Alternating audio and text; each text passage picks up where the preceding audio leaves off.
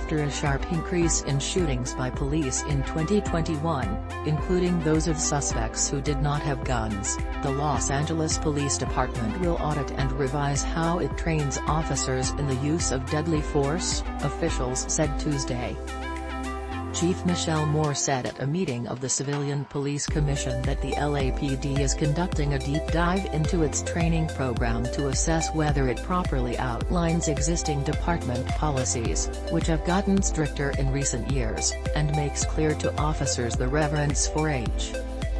LAPD officers opened fire 37 times in 2021, killing 18 people, driven in part by a cluster of shootings in the final weeks of the year.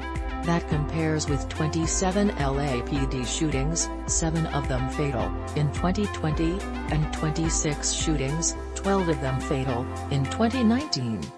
Of the 37 people shot last year, 22 had weapons such as knives or blunt objects but did not have firearms. Among them was Daniel Elena Lopez, a 24-year-old who was seen assaulting customers with a bike lock in a North Hollywood Burlington store 2 days before Christmas. Officers rushed in, and one opened fire with a rifle, killing Elena Lopez but also killing 14-year-old Valentina Orellana Peralta, who was hiding with her mother in an adjacent dressing room. That shooting brought international condemnation and scrutiny for the LAPD's tactics in such scenarios, adding to a steady drumbeat of criticism from local activists and the loved ones of others killed or wounded by police in recent years. It also raised questions about the department's policies for increasingly prevalent active shooter situations, and how officers responding to such chaotic and potentially deadly scenes are meant to proceed. While Elena did not have a firearm, at least one 911 caller reported that he did, and that shots had been fired at the store.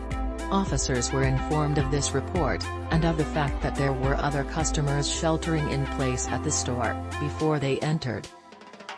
They appeared to be approaching the situation as if there were an active shooter in the store, despite hearing no gunfire. During Tuesday's meeting, LAPD officials walked commissioners through existing training protocols for active shooter scenarios, outlining how officers are meant to be aware of their surroundings and what may lie behind a target, particularly when they are using high-power rifles that can pierce wall.